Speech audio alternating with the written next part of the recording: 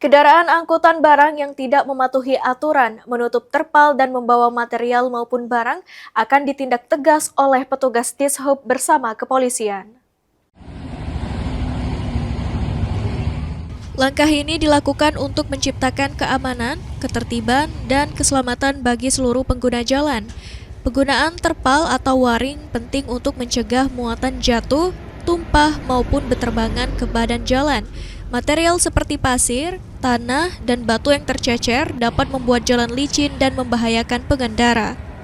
Bupati Pali Asgianto menegaskan, kendaraan angkutan wajib memenuhi ketentuan keselamatan sesuai Undang-Undang Nomor 22 Tahun 2009 tentang lalu lintas dan angkutan jalan.